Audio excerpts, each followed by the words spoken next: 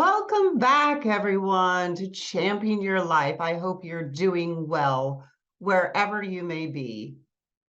It has been quite a time in the world, hasn't it? So many things happening, so many disturbing, intense storms, needless deaths, and shootings. Oh, my heart has been very, very heavy as of late. How about yours? For so many people out in the world, their lives have been changed recently, just in an instant. And I think about all those families whose lives will now be defined by before and after. And what it's done for me, it's just prompted me to really think through the adversity in our lives and to think through the different kinds of adversity that we're up against. So, if I were to ask you the question, how do you deal with adversity in your life? Your challenges. How would you answer that question? It's interesting when I was really thinking about it, so many of us are good, maybe the wrong word, but at overcoming adversity, but only when we are forced to. And I think this is an important distinction because things happen to us in our lives that we just won't be able to quit. We won't be able to just give up and walk away, dealing with challenges that are forced upon us, right? Such as natural disasters or a medical diagnosis or financial struggles, right? But these kinds of forced challenges demand us to act and find a way to overcome them because, well, we don't really have any other choice. We may not actually be good at dealing with them or want to deal with these situations, but we're forced to handle them, right? Nonetheless. And then the other kind of adversity that I was wanting to discuss with you all today is a kind of challenge or adversity that we choose to overcome. When we choose to overcome a challenge, it allows us to test ourselves and develop resilience on purpose, which can lead to greater growth and personal agency. It's those times when we're willing to face our adversity head on and stay committed until we can overcome it. Can you see the difference between the two? The adversity challenges that happen to us versus the ones that we choose to take on. You know, I must say, one of the greater joys of this last week was the basketball that was all on all weekend. And I grew up watching football and basketball with my dad. And I used to I always remember worrying about the kickers on the field and the huge pressure that they were under by being that one person that might determine the outcome of the game, either with their missed field goal or an extra point, right? And often they did make that field goal or extra point. And I always thought about how they were feeling right after that happened, right after those extremely pressure-filled moments. And I think that using sports as a metaphor for our lives is just a great way to think through the importance of adversity and taking risks. And as I watch these remarkable athletes and how they put themselves way out there, I mean, man, they go way out on a limb, don't they?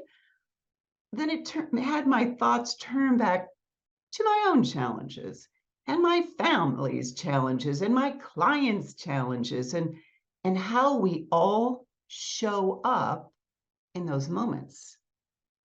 But like entrepreneurs and like athletes, we need to take risks, knowing that we may fail, but also understanding that we can learn from our failures, right? And come back even stronger. So the question I really wanted to ask you today is, can you persevere in the face of adversity? Can you walk through those tough times without having them just take you out? So I really, really want you to think about this. When facing adversity, do you typically feel overwhelmed or do you rise to meet it? Or do you prefer the quietly quitting and exiting stage right? It's interesting to note that the quietly quitting often happens just to gain some emotional relief. So, does failing make you more motivated and stronger? I mean, you can actually see how the pendulum can go either way. Now, this will really always depend on your mindset. So, if you approach adversity with a more open mindset, seeing every opportunity as one for growth, you may rise to meet the challenge and be willing to fall and fail repeatedly without losing motivation, right? But on the other hand, if you have a negative mindset and reject all adversity, most likely you're going to feel overwhelmed, in denial, and just angry and view it as something that should not be happening to you. Right? You may even feel that you should be entitled to never experience any adversity. I actually used to have a mindset that I was entitled to an adversity free life. But what was even funnier is that I didn't even know that I had that mindset. America says the pursuit of happiness is a natural right of their citizens. But I got to tell you, it took me years to understand the difference between the pursuit of happiness and happiness itself. And little did I know that the true pursuit of happiness requires what? Adversity along the way to get there. I hadn't learned the concept of the 50-50 yet. And for those of you who are new to this concept, it is a framework for how to view our lives. It's very helpful. Many of us were raised to believe that the main goal of our life is just, be happy all the time. And we were force fed that every day by society and social media and movies, maybe even billboards. And reality and by design, life is a mix of negative and positive experiences. And I believe it's supposed to be that way. The 50-50 framework is a way to look at life as equally good and bad, happy and sad, and to know that one really couldn't exist without the other. We really need both. But because I didn't understand the 50-50, I would become easily frustrated and overwhelmed, really, by any challenges that came up. And I would think, what is happening here? I don't have to deal with this. Why am I dealing with these issues? Not me. I mean, this is not what I signed up for, right? But whenever I came from that place, from that destructive attitude, that destructive mindset, that was when I would get very overwhelmed.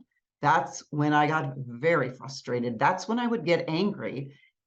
And now I'm at this point where I'm aware of these triggering moments that happen for me, and I can watch out for them. And then I just readjust my mindset to see the adversity from a different lens. I love this slide. Anyone can see the adversity in a difficult situation, but it takes a stronger person to see the opportunity. I can now use adversity to fuel myself, to allow for stronger emotions such as determination and persistence and perspective, right? I allow the perspective to take over instead of the anger and the fear and the overwhelm.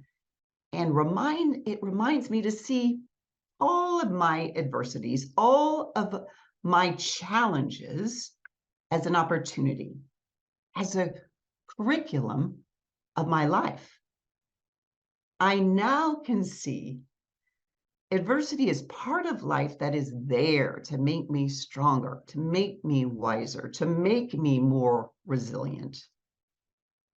So, what is your resilience level towards adversity? I want you to ask yourself, have you constantly tried to escape it, avoid it, deny it? Again, I did it. Guilty as charged. I used to do that. And when I did, you know what happened? It only made me weaker. I would leave myself powerless by giving all the power to the problem and then running away from it, or, as we talked about earlier, quietly exiting stage right. But by running away from it, I left all my strength with the problem.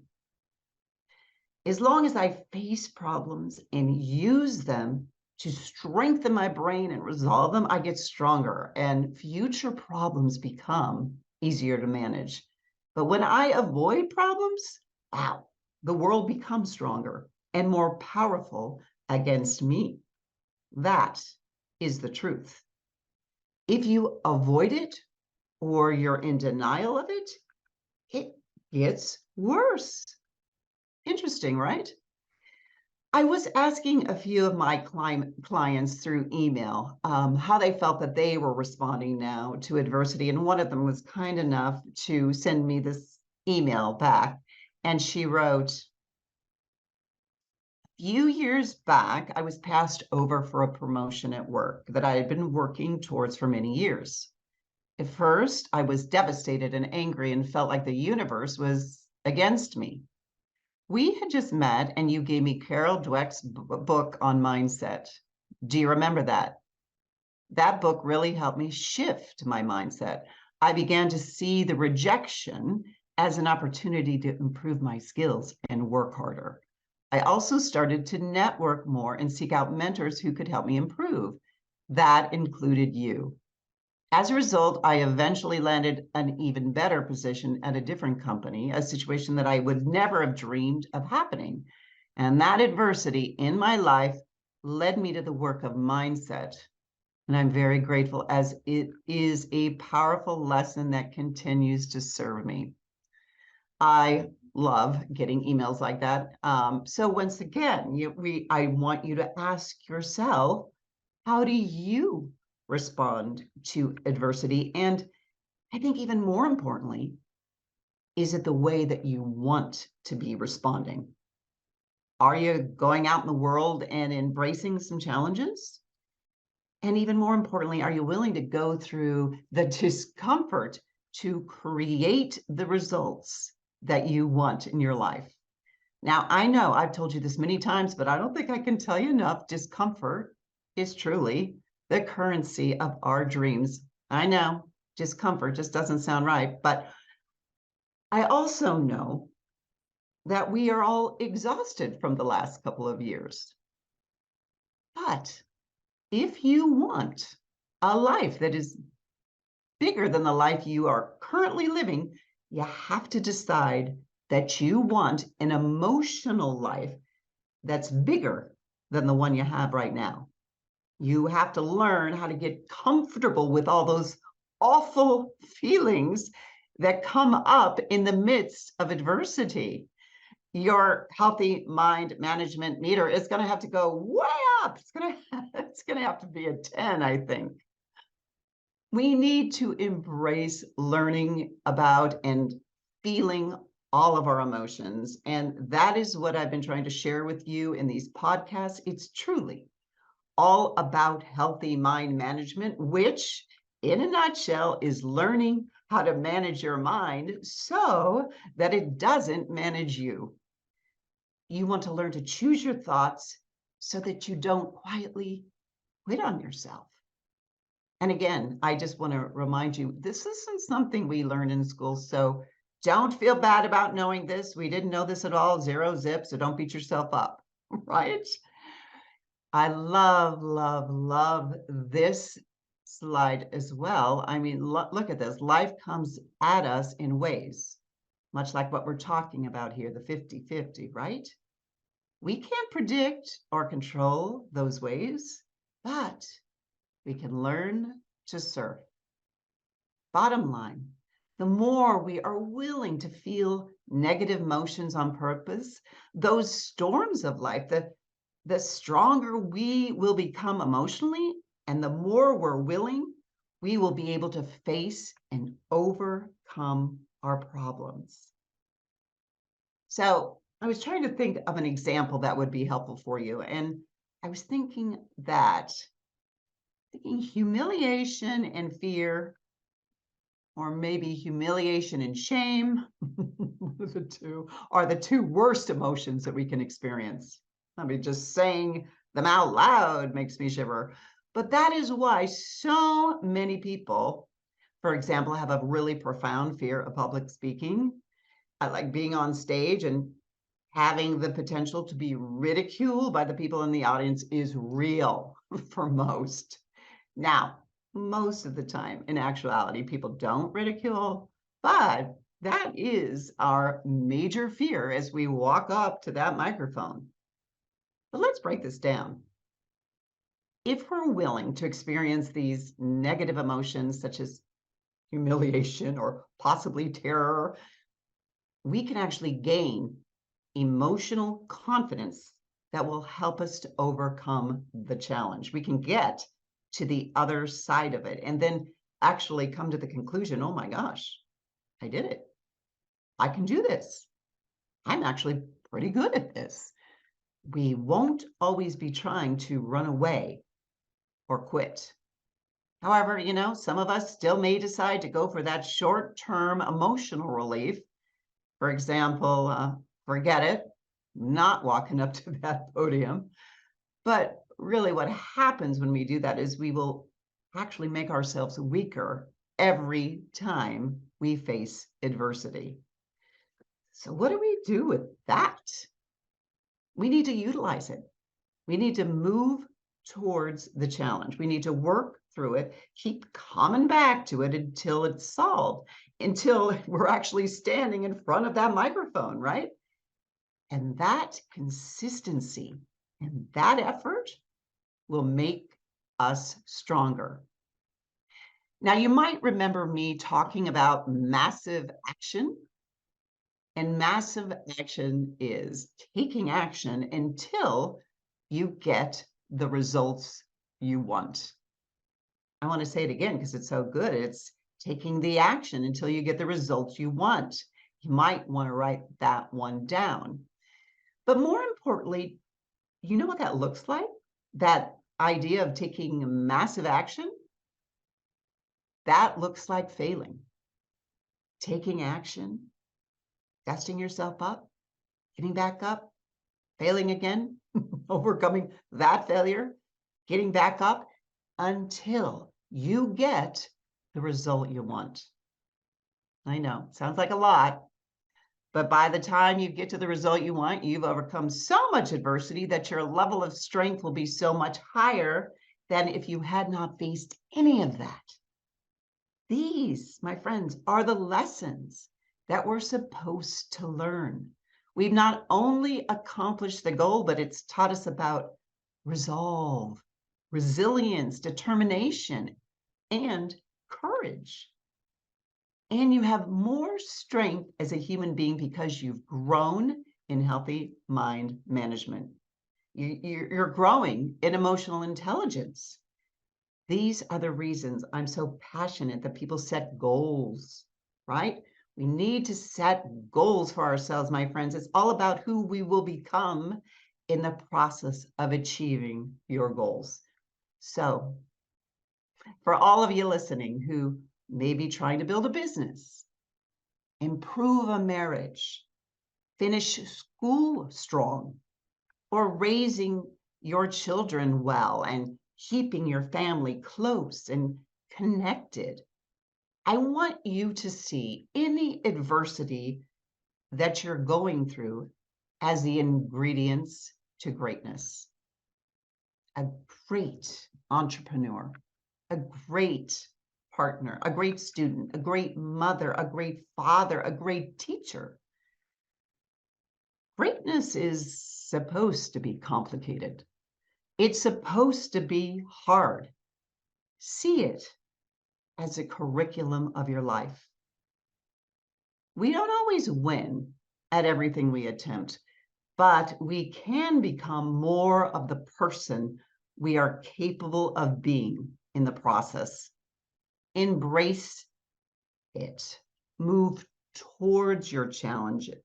Accept them as just part of life, part of the 50-50. Don't be afraid of it, my friends. Be willing to sign up for it with the understanding that it will make you stronger. Use it for you, not against you. And one last thing, never, ever quit. You've been listening to Champion Your Life. I've enjoyed this time with you. I have a friend, Connor, who's been helping me these days with my website, and he always says, "Oh, Leanne, what a time to be alive." I agree with you, Connor, but let's all show up and surprise ourselves. Have a beautiful week. Godspeed. Thank you for listening to Champion Your Life with me, Leanne Champion, on TransformationTalkRadio.com. To find out more about me and my coaching platform, visit championyourlife.com. That's championyourlife.com. You have one precious life. Let's live it to your fullest potential. Let's go. Let's do this together. See you next time.